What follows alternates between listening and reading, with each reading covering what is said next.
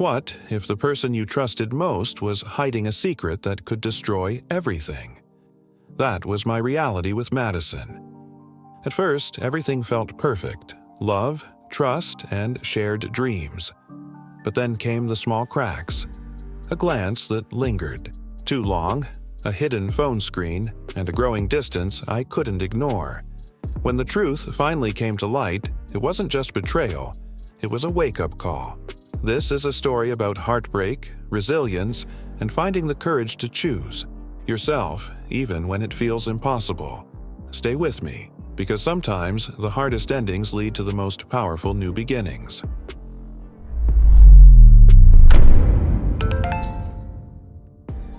The beginning felt like a dream come true.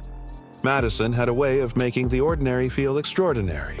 Her laugh could fill a room, and her touch was a silent promise of forever.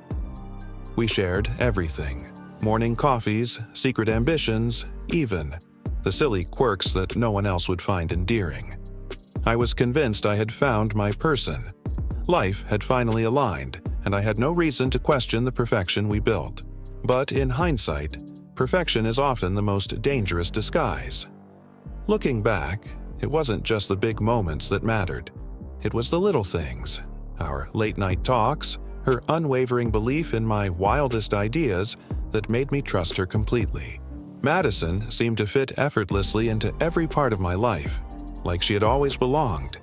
She met my friends, charmed my family, and embraced my world without hesitation. I should have been happy, overjoyed even, but something small, almost imperceptible, was missing. At times, I wondered if anyone could be this flawless. Madison seemed too good to be true, and yet I shook off those fleeting doubts as insecurities from my past. When we talked about the future, it felt solid. We planned trips, careers, even the names of future dogs. We laughed over bad takeout and spent lazy Sundays curled up on the couch. Everything was just right. Too right. Her kindness seemed infinite, her loyalty unshakable. She supported me in ways I didn't even know I needed, leaving no room for mistrust. I clung to that comfort, ignoring the whispers of intuition that sometimes crept into my thoughts. Madison was my anchor in a chaotic world, and I convinced myself that questioning her was a betrayal of the love we'd built. But now, when I replay those early days in my head, I can't help but wonder, was it real? Or was it all a carefully crafted illusion? As I sit here piecing together the cracks in our story, one memory stands out. A moment so small I almost missed it. That's where it all began. It started as a fleeting moment, so quick I almost brushed it off. We were at a dinner party, surrounded by laughter and the clinking of glasses. Madison was radiant as always, effortlessly drawing people into her orbit. But then I noticed it. A subtle glance exchanged between her and Bob, a co-worker she'd mentioned in passing. It wasn't obvious, not something anyone else would pick up on, but to me, it felt loaded with unspoken words. I tried to shake the feeling, chalking it up to my imagination. After all, Bob was married, and Madison had always seemed indifferent to him. But the moment replayed in my mind throughout the night, like a song you can't unhear. Their interaction wasn't flirtatious, but it was familiar, like they shared a secret I wasn't privy to. Later that evening, I mentioned Bob in passing, casually asking about his work on a shared project. Madison's response was as breezy as always, but something in her tone felt rehearsed, overly nonchalant. She didn't stumble over her words, but there was a calculated effort to make it seem like she hadn't given him a second thought. It was a small crack, but cracks can grow. I started watching, not obsessively, but enough to notice patterns I hadn't before. How her attention shifted when Bob was around, how their conversations always seemed longer than necessary. My chest tightened with every observation, yet I told myself I was overthinking. Madison had never given me a reason to doubt her before. Why start now? Still, that seed was planted. Doubt, once rooted, doesn't stay small for long. It grows, taking over your thoughts and coloring every interaction. I didn't want to admit it, but something wasn't adding up. And deep down, I knew this wasn't just my imagination. It wasn't immediate. These things never are. At first, it was just little changes in Madison's behavior, things you'd only notice if you were paying attention. She started keeping her phone face down, something she'd never done before. I told myself it was nothing, a coincidence, but it gnawed at me. Why the sudden need for privacy in a life we once shared so openly? Then there were her late nights. She said work had gotten more demanding, and I wanted to believe her. But when I asked about her projects, the answers were vague, carefully crafted to end the conversation quickly. She wasn't lying outright, but she wasn't telling me everything either. The Madison I knew was slipping away, piece by piece, and I couldn't figure out why. Even our time together felt strained. She'd sit next to me, but her mind was somewhere else, lost in thoughts she wouldn't share. I tried to bridge the gap, planned date nights, asked questions, but the distance only grew. The warmth in her smile, the way her eyes lit up when we talked, all of it was fading. I started to feel like a stranger in my own relationship. I kept catching her in moments that didn't feel right. A message quickly swiped away, a phone call taken in another room, her tone shifting when I asked too many questions. Each incident on its own was harmless. Together, they painted a picture I didn't want to see. But how do you confront someone you love when you're not even sure you have the full story? Still, I couldn't ignore the unease growing in my chest. Something was wrong. I knew it as surely as I knew the sound of her laugh. But admitting it felt like stepping off a cliff, and I wasn't ready for the fall. Not yet. The unease became unbearable, a constant weight pressing on my chest. I needed answers, but asking Madison outright felt impossible. Every time I rehearsed the words in my head, I imagined her brushing off my concerns, making me feel ridiculous. So, I did what I never thought I'd do. I hired a private investigator. It felt extreme, invasive even, but I convinced myself it was the only way. Waiting for answers was agony. Every day stretched into an eternity as I went about, my life pretending everything was fine. Madison didn't seem to notice the shift in me, or maybe she did and chose to ignore it. Either way, I found myself watching her even more closely, searching for signs that might confirm what I feared. When the investigator finally called, my heart raced. The evidence was indisputable. Photos, timestamps, even locations. Madison and Bob weren't just colleagues. They were meeting in places no coworkers should. I stared at the evidence for hours, hoping I'd find some way to explain it all away. But the truth was undeniable. She had betrayed me, and now I had the proof. Part of me wanted to confront her immediately, to throw the evidence on the table and demand answers. But I hesitated. I wanted to understand why. How could the woman I loved, the woman who promised me forever, lead this double life? The questions consumed me, and the answers felt just out of reach. I kept quiet, holding the evidence close like a secret weapon. Every interaction with Madison became a performance.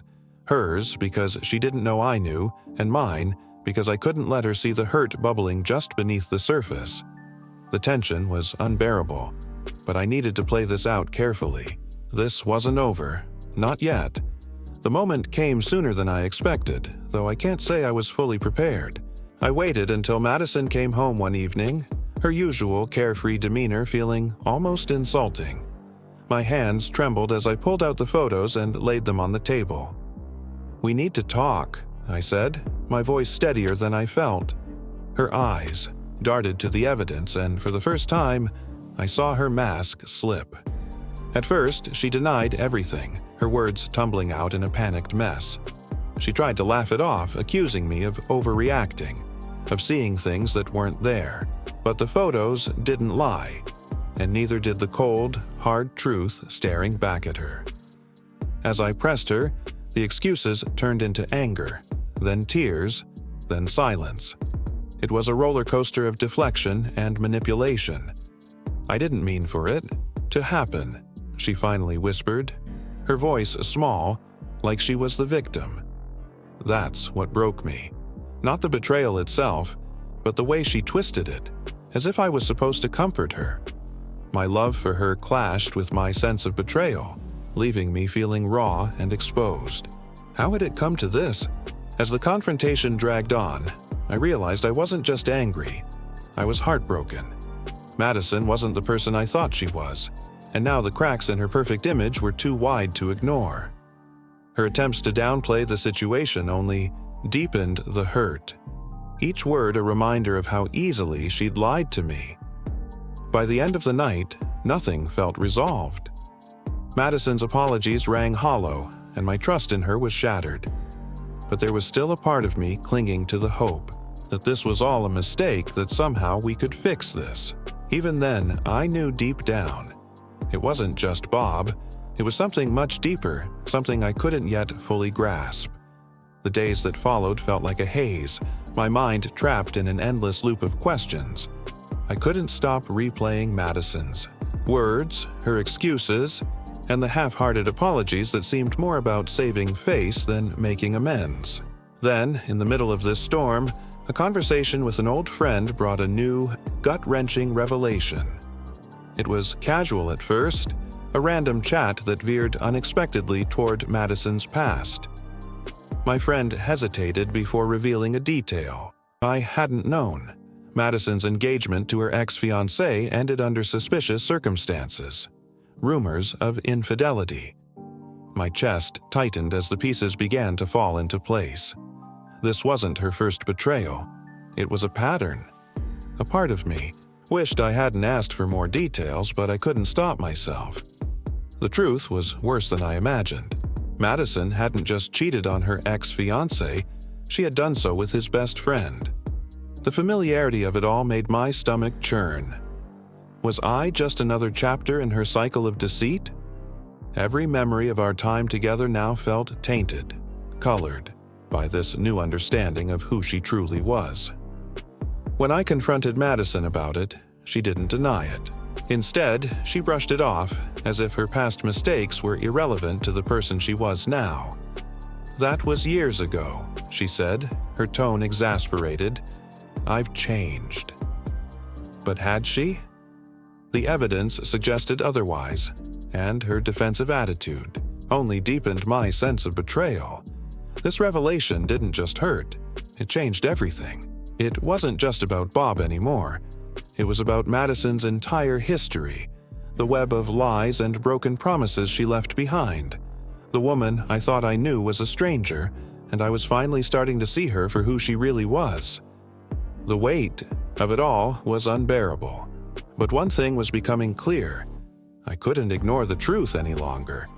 I spent days wrestling with my thoughts, torn between what I wanted to believe and the harsh reality staring me down. Every memory of Madison felt like a dagger, cutting deeper with the realization that our love had been built on lies. I couldn't eat, couldn't sleep, couldn't think of anything but the choice I now faced. Hold on to what was left or let go entirely. The hardest part was admitting the truth to myself. Madison had betrayed me, not just once but repeatedly, in ways I couldn't forgive. Yet, there was a part of me that still wanted to cling to her, to the idea of the life we'd built together. It wasn't just love that kept me tethered, it was the fear of starting over, of facing the unknown without her. When I told Madison it was over, her reaction wasn't what I expected. She didn't cry or beg, at least not at first. She seemed shocked, almost offended, as if she couldn't believe I'd choose my self-respect over her empty promises. But as the reality set in, her tears came, and so did the pleas for another chance. For a moment, I wavered. She painted a picture of the future we could still have, swore she'd change, promised that this time would be different. But promises are just words, and I'd heard enough of them to last a lifetime. It hurt to walk away, to turn my back on someone I once saw as my forever. But the pain of staying would have been worse. In the end, I chose myself. It wasn't an easy choice. It felt like tearing away a piece of my soul. But as I walked out, that door, leaving Madison and her excuses behind, I felt something else. Relief, freedom, and a quiet, fragile hope that maybe, just maybe, I could find myself again. At first, I thought Madison would accept my decision and let me move on. But I underestimated her determination, or maybe her desperation. It started small. A text here, a voicemail there. Each one was carefully crafted, dripping with nostalgia and regret. "I miss us," she'd say, as if that was enough to erase everything. Then came the letters. Long, handwritten apologies filled with promises and pleas. She reminded me of the good times, the plans we'd made, and how much she claimed to love me. For a moment, I felt the pull of her words, the temptation to believe her. But the memories of her lies always cut through, anchoring me in the truth. Her tactics escalated. She showed up at my workplace, uninvited and unannounced. She'd linger near my car, waiting for a chance to talk. The pity in her eyes, the way her voice cracked when she spoke, it was all so calculated, yet so convincing. I almost admired how skillfully she blurred the lines between love and manipulation. Almost. The breaking point came when she tried to involve my friends. Madison reached out to them, spinning a version of the story where she was the victim and I was the one who gave up too easily. It stung, knowing she'd drag others into our mess, but it also solidified my resolve. I wouldn't let her rewrite the narrative to fit her agenda. Every message, every letter, every tear-streaked apology was a test of my strength.